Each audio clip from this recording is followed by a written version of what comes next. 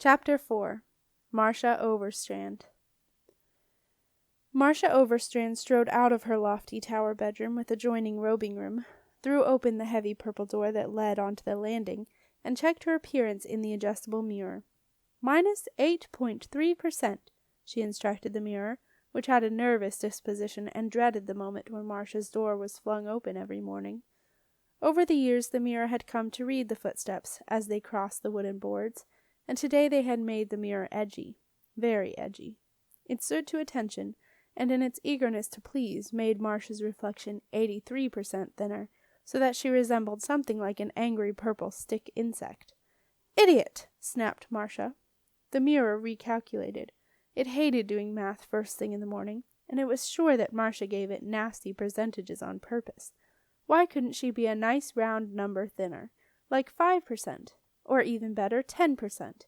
The mirror liked 10%. It could do them. Marsha smiled at her reflection. She looked good. Marsha had on her winter extraordinary wizard uniform, and it suited her.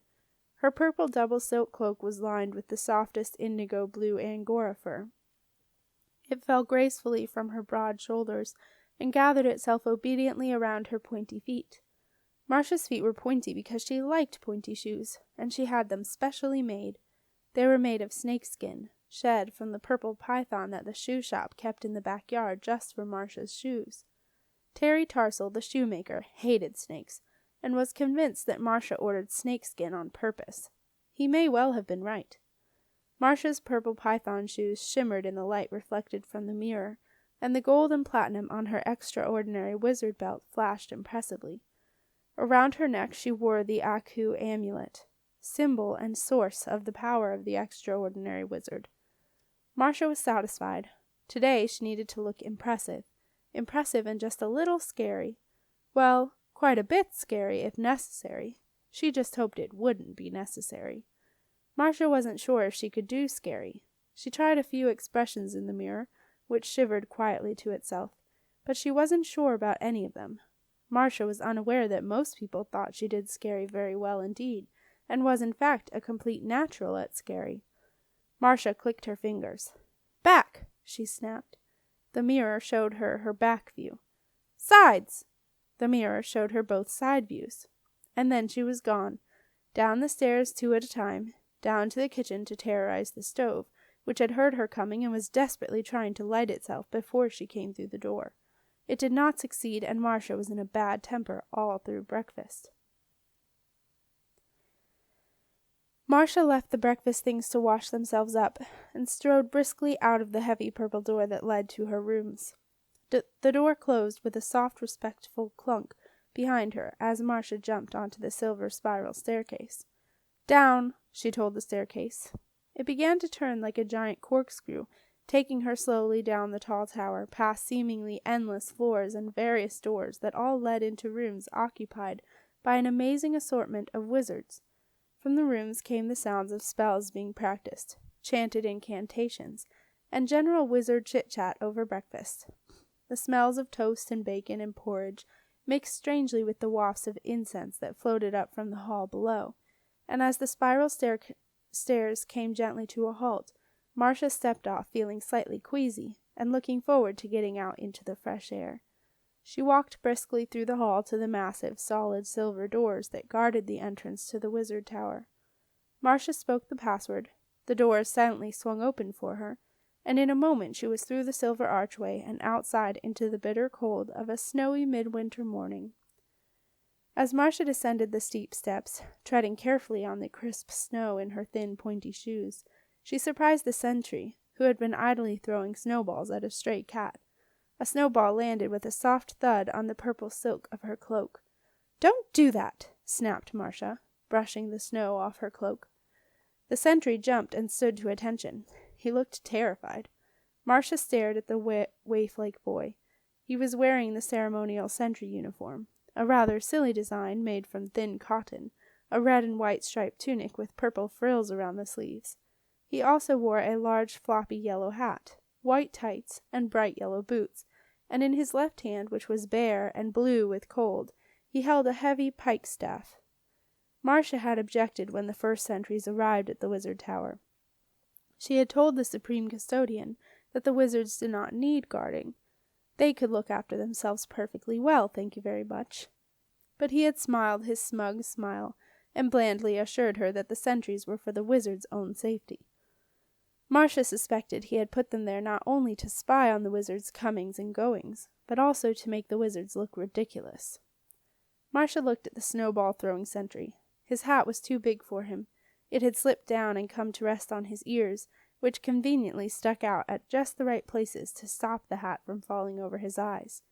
The hat gave the boy's thin, pinched face an unhealthy yellow tinge. His two deep gray eyes stared out from under it in terror, as the boy realized that his snowball had hit the extraordinary wizard. He looked, thought Marsha, very small to be a soldier. "How old are you?" she said accusingly. The sentry blushed. No one like Marsha had ever looked at him before, let alone speak to him. 10, madame." "Then why aren't you in school?" demanded Marsha. The sentry looked proud. "I have no need of school, madame. I am in the young army. We are the pride of today, the warriors of tomorrow." "Aren't you cold?" Marsha asked unexpectedly. No, madame. We are trained not to feel the cold." But the sentry's lips had a bluish tinge to them, and he shivered as he spoke. "Huh!" Marsha stomped off through the snow, leaving the boy to another 4 hours on guard. Marsha walked briskly across the courtyard, which led away from the wizard tower, and slipped out of a side gate that took her onto a quiet, snow-covered footpath. Marsha had been extraordinary wizard for 10 years to the day, and as she set off on her journey, her thoughts turned to the past. She remembered the time she had spent as a poor hopeful, reading anything she could about Magyk, hoping for that rare thing, an apprenticeship with the extraordinary wizard, Arthur Mella. They were happy years spent living in a small room in the Ramblings, among so many other hopefuls, most of whom soon settled for apprenticeships with ordinary wizards. But not Marsha. She knew what she wanted, and she wanted the best. But Marsha still could hardly believe her luck when she got her chance to be Arthur Mella's apprentice. Although being his apprentice did not necessarily mean she would get to be the extraordinary wizard, it was another step closer to her dream, and so Marsha had spent the next 7 years and a day living at the wizard tower as Arthur's apprentice. Marsha smiled to herself as she remembered what a wonderful wizard Arthur Mella had been. His tutorials were fun, he was patient when spells went wrong, and he always had a new joke to tell her. He was also an extremely powerful wizard. Until Marsha had become the extraordinary wizard herself, she hadn't realized just how good Arthur had been. But most of all, Arthur was just a lovely person. Her smile faded as she remembered how she came to take his place, and she thought about the last day of Arthur Mella's life, the day the custodians now called Day 1. Lost in her thoughts, Marsha climbed the narrow steps, leading up to the broad, sheltered ledge that ran just below the castle wall.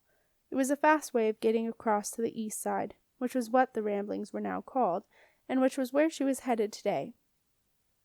The ledge was reserved for the use of the custodian armed patrol, but Marsha knew that even now no one stopped the extraordinary wizard from going anywhere.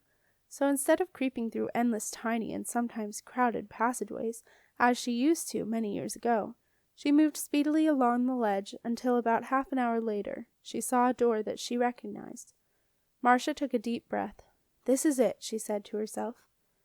Marsha followed a flight of steps down from the ledge and came face to face with the door. She was about to lean against it and give it a shove, when the door took fright at the sight of her and flew open. Marsha shot through it and bounced off a rather slimy wall opposite. The door slammed shut, and Marsha caught her breath. The passageway was dark. It was damp and smelled of boiled cabbage, cat's pee, and dry rot. This was not how Marsha remembered things. When she had lived in the Ramblings, the passageways had been warm and clean, lit by reed torches burning at intervals along the wall, and swept clean every day by the proud inhabitants. Marsha hoped she could remember the way to Silas and Sarah Heap's room. In her apprentice days, she had often rushed past their door, hoping that Silas Heap would not see her and ask her in. It was the noise that she remembered most, the noise of so many little boys yelling, jumping, fighting, and doing whatever little boys do, although Marsha wasn't quite sure what little boys did. as she preferred to avoid children if at all possible. Marsha was feeling rather nervous as she walked along the dark and gloomy passageways. She was beginning to wonder just how things were going to go for her first visit to Silas in more than 10 years. She dreaded what she was going to have to tell the Heaps, and she even wondered if Silas would believe her. He was a stubborn wizard, and she knew he didn't like her much. And so, with these thoughts going around in her head, Marsha walked purposefully along the passageways and paid no attention to anything else. If she had bothered to pay attention, she would have been amazed at people's reactions to her. It was 8 o'clock in the morning, what Silas Heap called rush hour. Hundreds of pale-faced people were making their way to work, their sleepy eyes blinking in the gloom, and their thin, cheap clothes pulled around them against the deep chill of the damp stone walls. Rush hour in the east side passageways was a time to avoid. The crush could carry you along, often way past your turning, until you managed to somehow wriggle through the crowd and join the stream in the opposite direction. The rush hour air was always full of plaintive cries. "Let me off here, please! Stop pushing me! My turning! My turning!" But Marsha had made the rush hour disappear. No magic was necessary for this. Just the sight of Marsha was enough to stop everyone in their tracks. Most people on the east side had never seen the extraordinary wizard before. If they had seen her at all, it would have been on a day trip to the Wizard Tower Visitor Center, where they might have hung around the courtyard all day, hoping to catch a glimpse if they were lucky. For the extraordinary wizard to be walking among them in the dark corridors of the east side was unbelievable. People gasped and shrank away. They melted into the shadows of the doorways and slipped away down side alleys. They muttered their own small spells to themselves. Some froze and stood stock still like rabbits caught in the glare of a brilliant light. They gazed at Marsha as though she were a being from another planet, which she may well have been for all the similarities between her life and theirs.